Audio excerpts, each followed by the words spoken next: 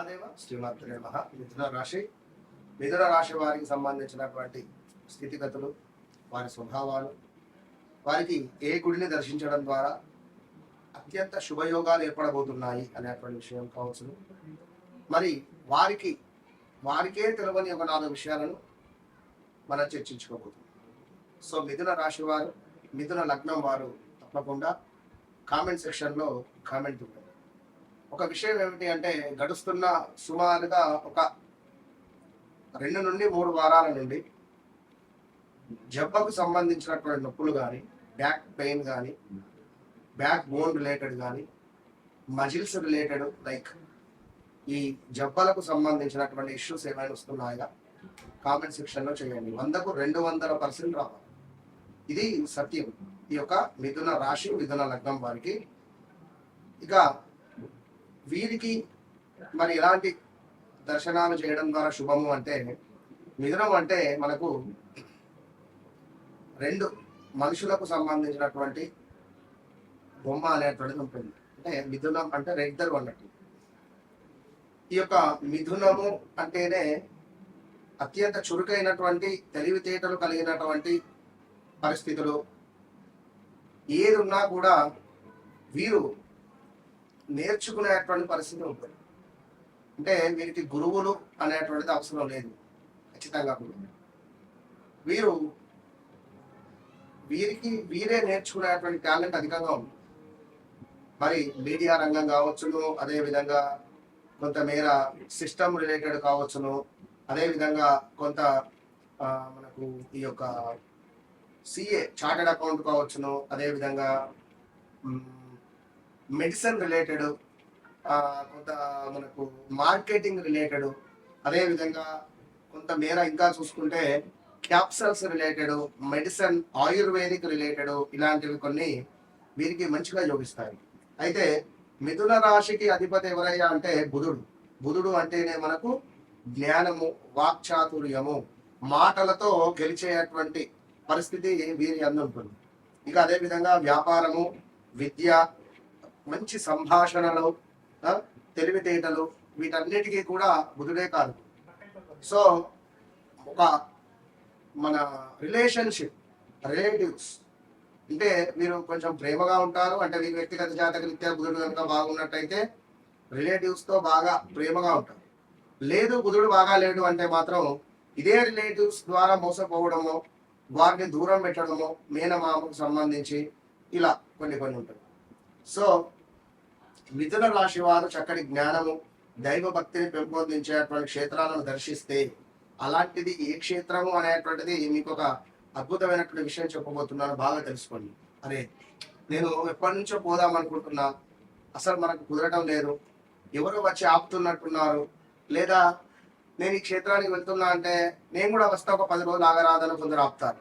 ఎందుకంటే మనకు ఈ క్షేత్రానికి వెళ్ళడం ద్వారా మన కర్మ అనేటువంటిది పోతుంది. అంత ఈజీగా కర్మ ఎట్లా పోతుంది?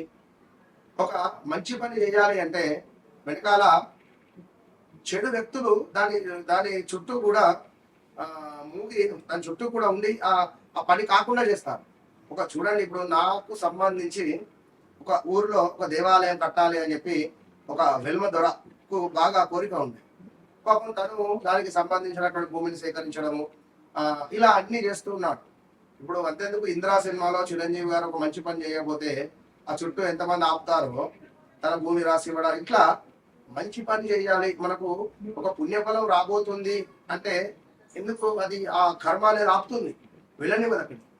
సో బయలుదేరే మూమెంట్లో ఎవరైనా మరణించడాలో, లేదా వెళుతాము అని అనుకునే సందర్భంలో ఏదో ఒకటి ఇంట్లో మన స్త్రీమూర్తులకు కొంత అడ్డు రావడం కానీ, ఇలా ఎన్నో చెడు జరుగుతూ ఉంటాయి. అయితే ఇక్కడ అది చర్చించుకుందాం, ఆ టెంపుల్స్ ఏంటి అనేటువంటి. చురుకైనటువంటి ఆలోచన శక్తి అని చెప్పుకున్నాం, మాట్లాడేటువంటి నైపుణ్యం, వ్యాపార దక్షత, కొత్త విషయాలపై ఆసక్తి, స్నేహపూర్వక స్వభావము, ఒకటేసారి అనేక పనులు చేసేటువంటి టాలెంట్ వీరికి మాత్రమే ఉంటుంది. అలాంటి మిథున రాశి వారికి 2020 ఆగస్టు నుండి 2023 ఎండింగ్ వరకు కూడా మీ వ్యవస్థ బాగాలేదు. కే కోటేశ్వర్, కోటేశ్వరి, కోటేశ్వరమ్మ, కుమారు, ఇలా పేర్లతో ఉండేటువంటి వారందరికీ కూడా ఈ 2020 ఆగస్టు నుండి కూడా 2023 ఎండింగ్ వరకు కూడా మీ వ్యవస్థ బాగా లేదు. 2025లో వెయిట్ పెరిగారు. 2025లో మీ ఈగో మూలకంగా మంచి మంచి అవకాశాలు మిస్ అయిపోయారు. 2025లో చెస్ట్ రిలేటెడ్ కానీ హార్ట్ రిలేటెడ్ కానీ ఇబ్బందులు ఫేస్ చేసినటువంటి వారు మీరు. ఏం జరిగిందో మీకు తెలుసు, నాకు తెలుసు. సో ఇప్పటికీ స్టిల్ ఏదో ఒక నరక యాతన, అసలు ఈ పని అవుతుందా కాదా, ఇది ఎట్లా అదెట్లా అనేటువంటి ఆలోచనలు ఎన్నెన్నో కూడా మీ మైండ్లో రన్ అయిపోతున్నాయి. భూ సంబంధిత కానీ అయ్యో నా కొడుకుకి ఇట్లా జరిగిందే, అయ్యో నా కూతురికి ఇట్లా జరిగిందే అనేటువంటి భావనలు, మానసిక బాధ అనేటువంటిది మీరు ప్రజెంట్గా ఉండే సిచ్యువేషన్లో జరుగుతుంది.